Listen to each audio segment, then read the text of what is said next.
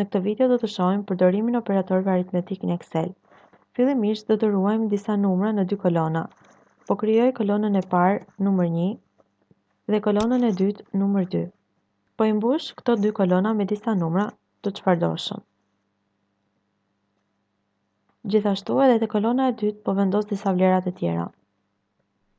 Te kolona C do të ruaj shumën e numrit të parë me numrin e dytë për çdo rresht të tabelës. Pra, po shkruaj titullin shuma dhe tashmë për të gjetur shumën e këtyre dy vlerave do të më duhet të ndërtoj një formulë. Për ndërtimin e formulës fillojmë gjithmonë me operatorin baraz. Klikojmë tek numri i parë, i cili në momentin që klikohet automatikisht tek qeliza përcaktohet emërtimi i qelizës, pra A2, ku A2 nënkupton që vlerat të cilën ne kemi selektuar ndodhet te kolona A dhe tek rreshti i dytë. Në këtë mënyrë kemi përcaktuar numrin e parë. Do të na duhet të përdorin operatorin plus, i cili mundson gjendjen e shumës. Shtyp plus nga tastiera dhe më pas selektoj numrin e dytë. Çdo qelizë ne mund ta selektojmë, por nga ana tjetër mund të shkruajmë edhe emërtimin e saj manualisht.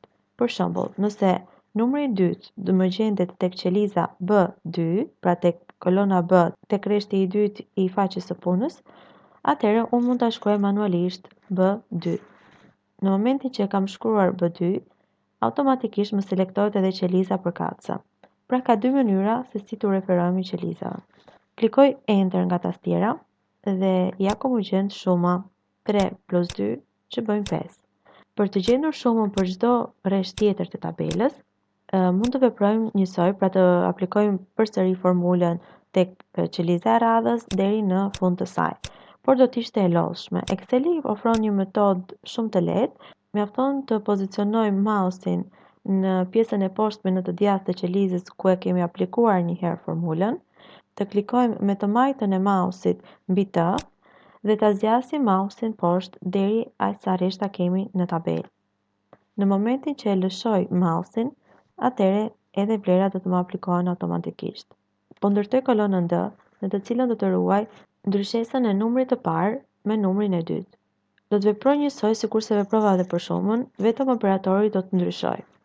Fillimisht vendosim baraz, klikoj tek qeliza ose tek numri i parë, vendos operatorin tashmë që përgjendjen e ndryshesës është minus, klikoj edhe tek numri i dytë dhe jap Enter nga tastiera.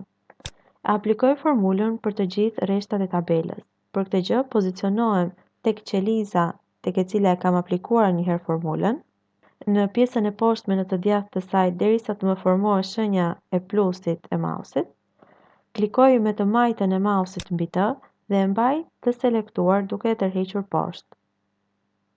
Në momentin që e lëshoj, automatikisht më janë gjendur vlerat. Për të gjendur herësin ose për të realizuar pjesimin e numrit të parë me numrin e dytë, veprojmë në të njëjtën mënyrë duke përdorur si operator në këtë rast vijën e pierrët ose slashin. Fillimisht selektoj numrin e parë, vendos operatorin nga tastiera, selektoj numrin e dytë dhe i jap Enter. Pasi e kam gjetur për një qelizë vlerën e herësit, atëherë mund ta aplikoj këtë gjë për të gjithë rreshtat e tabelës. Operatori i fundit është operatori i shumësimit. Pra, për të gjetur prodhimin e numrit të parë me numrin e dytë, atëherë do të na duhet që të shumëzojmë numrin e parë me numrin e dytë.